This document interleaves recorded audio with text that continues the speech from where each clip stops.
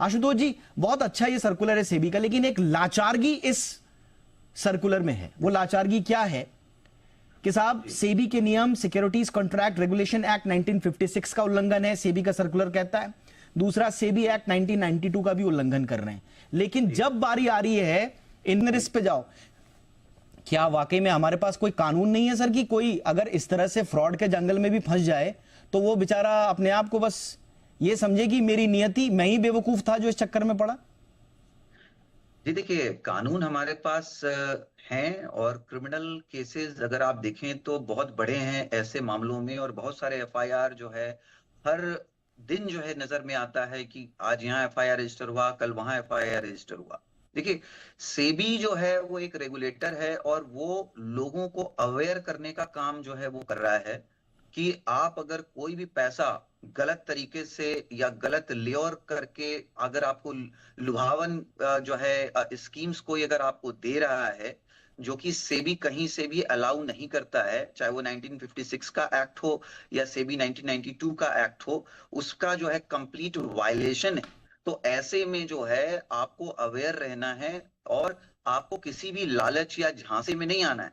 देखिए, आप अवेयरनेस फैला सकते हैं, जैसे आपका ये प्रोग्राम है, ये बहुत अच्छा प्रोग्राम है, इससे अवेयरनेस लोगों को मिलता है। लेकिन उस अवेयरनेस के बावजूद भी अगर कुछ लोग लालच में अगर आ जाते हैं तो उसके लिए फिर जो है रेगुलेटरी अथॉरिटी डायरेक्टली कुछ नहीं कर सकता।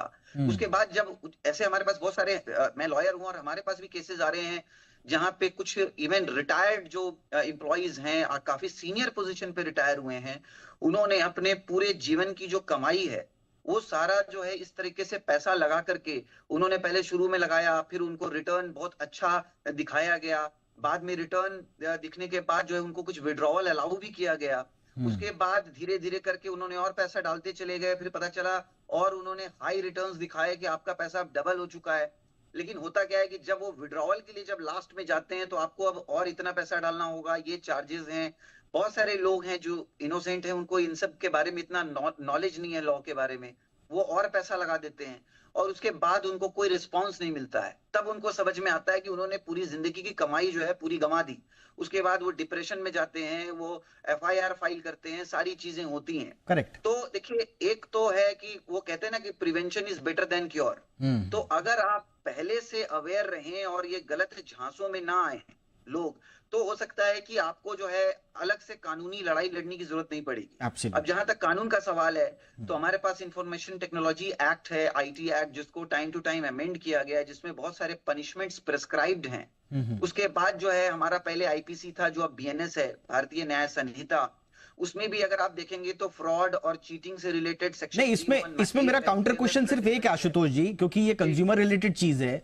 आप देखिए, अगर ओटीपी फ्रॉड हो जाता है, बैंक हाथ खड़े कर देते हैं और बैंक बार बार ये कहते हैं साहब आपने अपना ओटीपी दिया है, होशो हवास में दिया है, ये आपकी जिम्मेदारी, आपको ओटीपी दे, हमने तो अवेयरनेस फैला दी, अब आप जाने। बैंक भी हाथ खड़े कर देते हैं। सर, क्या होगा अगर कल के दिन सेबी भी हाथ खड़े कर दे और बोले कि साहब ये तो हमारा कंप्लायंट प्लेटफॉर्म है ही नहीं, ये तो नॉन कंप्लायंट प्लेटफॉर्म है हमारा, हमारी परिधि में तो आता नहीं, हमने तो आपको बता दिया था, अब आप जानो, पुलिस जाने, आईटी एक्ट जाने।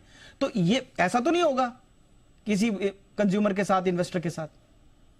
सेबी को एक लिमिटेड पावर्स दिए गए हैं, उसके पास पुलिस की पावर्स नहीं है, वो किसी के ऊपर एक्शन डायरेक्टली जाकर के नहीं ले सकता, कोई एंटिटी को बंद कर सकता है, उसके ऊपर वो सिविल एक्शन ले सकता है। बट जहां तक क्रिमिनलिटी का सवाल है, क्रिमिनल एक्शन का सवाल है, वो तो जो है एफआईआर होगा, जो पुलिस है, अथॉरिटीज हैं, या जो भी इन्वेस्टिगेटिंग एजेंसी उसको इन्वेस्टिगेट कर रही है, उसको जो है कॉन्स्टिट्यूशनल पावर्स हैं उसके पास कि वो जाकर के उस पर क्रिमिनल एक्शन ले सकता है, उसको किसी को भी इंटरोगेशन के लिए बुला सकता है, किसी को अरेस्ट कर सकता है, या कोई अकाउंट को डायरेक्टली सीज कर सकता है। Right sir. गुप्ता सर कुछ ऐड करना चाह रहे हैं आशुतोष जी? जी आशुतोष।